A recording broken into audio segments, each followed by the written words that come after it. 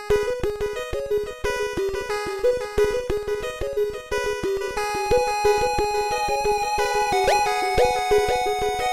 morning mga kapatid. RNB TV po. Ang lulutuin po natin ngayon ay adobong pusit. Adobong pusit.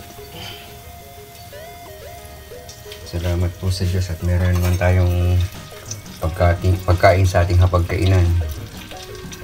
So unahin po natin ang sibuyas.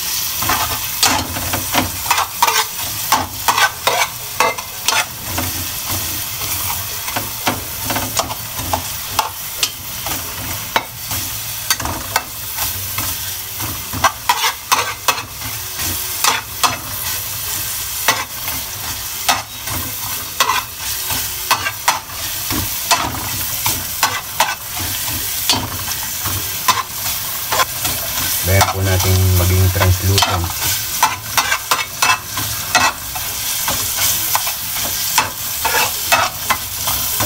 Next po ay yung ating bawang.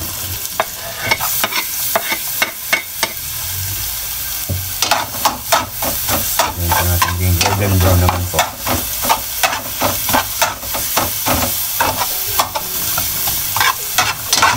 Yung ating tomato o kamatis.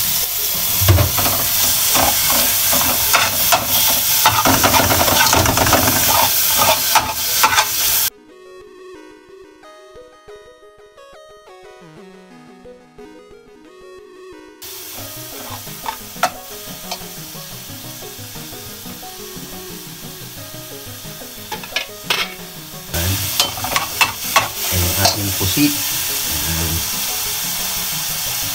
Tanggal ko na po yung parang pinakaputi niyan.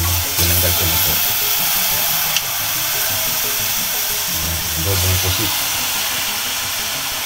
Hanggang hapunan na po namin yan.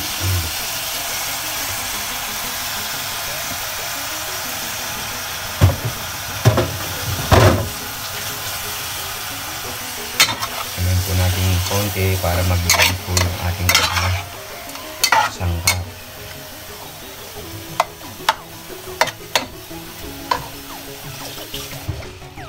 Lagyan po natin ng toyo. Ang ating pusit. Tanggal ko na po yung parang pinakaputi niyan. Tinanggal ko na po. Adobong pusit. Hanggang hapunan na po namin yan.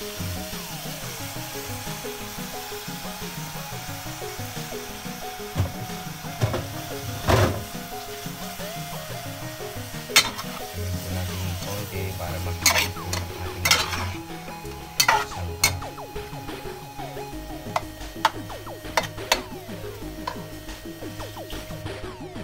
Lagyan po natin ng toyo.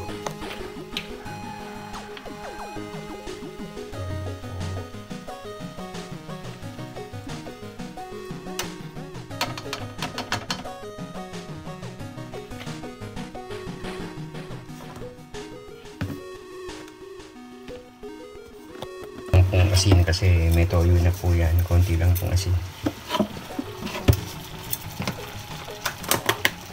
Tapos paminta po.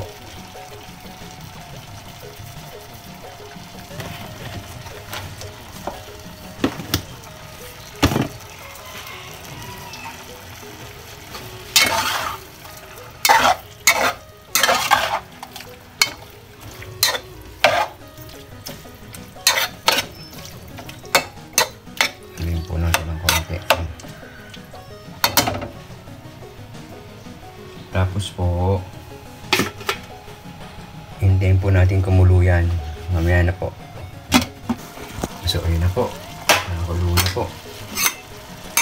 Lagyan po natin. Tapos lagyan po natin ng tubig. Ito po yung yung unang hugas ng bigas. Yan. Depende po sa inyo kung gusto niyo po masabaw. Yan, lalagyan po natin ng ano. Yan. Sa akin po okay na po yan. Tapos after po niya, ilagay niyo na po yung ating sili na green. Ayan, tingin po natin kumulo ulit. Madali naman po maluto yung pusit. Hindi lang po natin ito. Ayun. Kapatid, kulong-kulo na. So, ilagay na po natin yung sili para medyo may konting ano. Depende po sa inyo. Pwede pong walang sili. Pwede po meron. Ang dalawa ko pong anak medyo mahilig sa maanghang.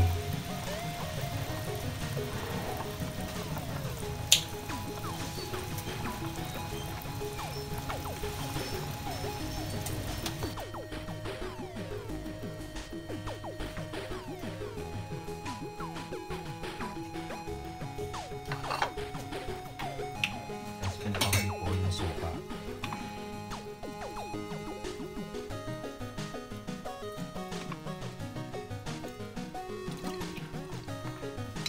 Hindi po natin kumulit ulit. Kaya po ulit. So ayan, wala na. So luto na po yan. Mabilis lang po maluto ang pusit. Kasi mahirap naman po malabog.